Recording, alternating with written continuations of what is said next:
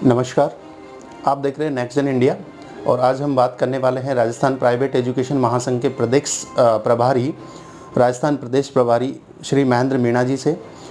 इनका कहना है कि निजी स्कूल संचालक जो है उनकी मांगे लगातार ये सरकार के लिए उठाते रहे हैं, उनकी मांगे सरकार तक पहुंचाते रहे हैं और अगर सरकार इनकी मांगों पर अब ध्यान देती है तो 35,000 प्राइवेट स्कूल, 9 लाख प्राइवेट स्कूलों में कार्यरत कर्मचारी और 90 लाख शिक्षार्थी अभ्यर्थी बच्चे, उनका भविष्य संवर सकता है, सुधर सकता है।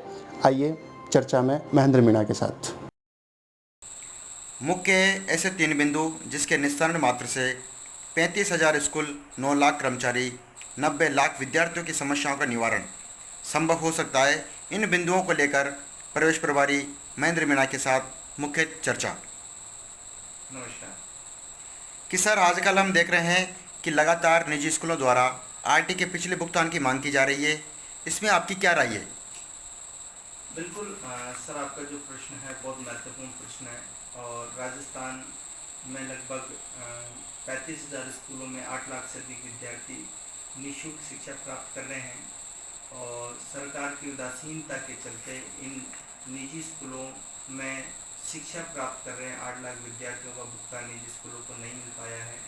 निजी स्कूलों को भुगतान नहीं मिलने के अभाव में 9 लाख कर्मचारियों का भी कहीं ना कहीं वेतन रुका हुआ है, क्योंकि एक तरह से देखा जाए तो जो निजी स्कूलों को भुगतान मिलता है उस भुगतान के माध्यम से शिक्षकों का वेतन जाता है, क्योंकि विद्यालय में 25% लगभग जो आरआईटी के विद्यार्थी हैं वो कहीं ना कहीं अब एक बड़ी संख्या में हो गए हैं, क्योंकि कक्षा फर्स्ट से लेके और 8 क्लासों तक ही बच्चे हो गए हैं। तो लगभग संभावित अगर हम एक स्कूल के अंदर 20 अध्यापक हैं तो हम एक एवरेज निकालते हैं तो 5 अध्यापकों का भुगतान लगभग आरटी के भुगतान से जाता है। तो शिक्षा विभाग द्वारा भुगतान नहीं करने के अभाव में निजी स्कूल अपने शिक्षकों को भुगतान भी नहीं दे पा रहे हैं। तो सरकार को इस बिंदु को बहुत ही गंभीरता से लेना चाहिए, क्योंकि अगर सरकार इस बिंदु को गंभीरता से नहीं लेगी तो निजी स्कूलों को कहीं ना कहीं बहुत सारी समस्याओं का सामना करना पड़ेगा और वो जो शिक्षक जिन्होंने बच्चों को ऑनलाइन ऑफलाइन जैसे भी एजुकेशन लिए कहीं ना कहीं वो भुगतान से वंचित है। सर, इसमें मैं निजी स्कूलों वर्तमान में जो शिक्षा की पूर्ति ऑनलाइन से की जा सकती है या फिर स्कूल खुलना अनिवार्य है, इसमें मैं आपके क्या विचार है? राजस्थान सहित पूरे देश के अंदर वर्तमान में कोविड की वजह से शिक्षा पर बहुत ज़्यादा असर पड़ा है। विकट परिस्थितियों में ऑनलाइन एक वैकल्पिक विकल्प हो सकता है, लेकिन हम 100% बच्चों को शिक्षा ऑनलाइन नहीं दे सकते हैं, क्योंकि स्कूल से शिक्षा के अलावा भी बच्चों को संस्कार, अन्य गतिविधियाँ, सारी चीज़ें मिलती है। बच्चे का शारीरिक, मानसिक, भौतिक विकास ऑनलाइन एजुकेशन से संभव नहीं है। दूसरी चीज़, अभी सारी चीज़ें सामान्य हैं और सरकार को बिना देरी किए स्कूलों को रीओपन करना चाहिए, क्योंकि कोविड से कहीं ना कहीं जैसे विशेषज्ञों ने बताया तीसरी लहर, बिल्कुल वास्तविकता में हमें सावधान रहना चाहिए और सुरक्षा हमारी पहली प्राथमिकता है, लेकिन हम देश के ननियालों का भविष्य भी बर्बाद नहीं कर सकते हैं। अगर आज हम ऑनलाइन एजुकेशन के ऊपर पूरी शिक्षा को छोड़ देते हैं तो कहीं ना कहीं हम देश के ननियाल के साथ, देश के उन विद्यार्थियों के साथ, उनके भविष्य के साथ बहुत बड़ा खिलवाड़ कर रहे हैं।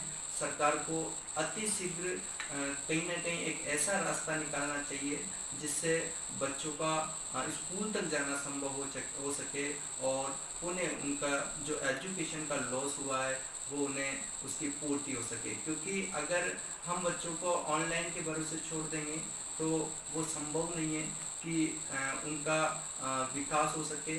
और जो शिक्षक है आज अगर स्कूल ऑनलाइन मोड पर चले जाते हैं तो लगभग मैं राजस्थान की आपसे बात करता हूं तो 9 लाख से अधिक कर्मचारी वो बेरोजगार बैठे हैं, क्योंकि ऑनलाइन तो 4 शिक्षक पढ़ा सकते हैं जहां 20 शिक्षकों की आवश्यकता थी। तो कहीं ना कहीं वो लोग भी कहीं ना कहीं अपने रोजगार से वंचित हुए। तो सरकार को अतिशीघ्र कोई ऐसी योजना, ऐसी गाइडलाइन तैयार करना चाहिए और स्वभाव सी चीज़ें, सब चीज़ें सामान्य हो चुकी है, सब चीज़ें खुल चुकी है। दूसरी चीज़, अगर कोविड का हमें लगता है वर्तमान में कि वापस तीसरी लहर आ सकती है। तो सरकार को इजी है, सरकार के लिए एक आदेश निकालने की सब लोग पालना करते हैं और उस टाइम स्कूल भी उसकी पालना करेंगे, अभिभावक भी उसकी पालना करेंगे। सरकार को अतिशीघ्र स्कूल खोलना चाहिए ताकि बच्चों को प्रॉपर एजुकेशन मिल सके। और मैं इस चीज़ को भी कहना चाहूँगा, सरकार जो आज ऑनलाइन एजुकेशन के दावे कर रही है वो पूर्णतः फेल है। स्कूलों के अंदर, सरकारी स्कूलों के अंदर अध्यापकों ने वर्क किया है, इसमें कोई कमी नहीं है, अध्यापकों ने पूरी मेहनत की है, लेकिन बच्चों तक कुछ नहीं पहुंच पाया है। आज अगर इसका वास्तविक सर्वे कराया जाए तो बच्चों ने जो पिछले सालों में पढ़ा था वो सब बराबर हो चुका है। आज वर्तमान में बच्चा बिल्कुल शिक्षा से दूर हो चुका है और जब तक बच्चों के लिए स्कूल नहीं खोल दिए जाते हैं तब तक एजुकेशन संभव नहीं है। बहुत सारा धन्यवाद सर। लेकिन अभी वर्तमान में निजी स्कूल संचालकों द्वारा नवीन मान्यता की फाइलों के निस्तारण के लिए भी लगातार सरकार से कई बार प्रयास किए जा रहे हैं, इसमें आपकी क्या राय है सर?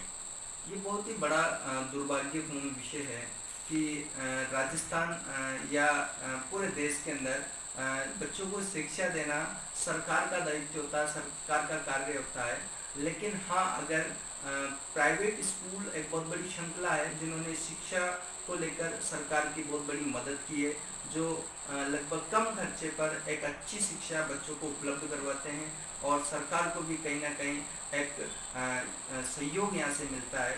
लेकिन ये बड़ा ही दुर्भाग्यपूर्ण विषय से हम कह सकते हैं कि सरकार ने निजी स्कूल संचालकों से पैसा भी लिया है, लेट फीस के नाम पे पैसा लिया है, मान्यता आवेदन के नाम पे पैसा लिया है।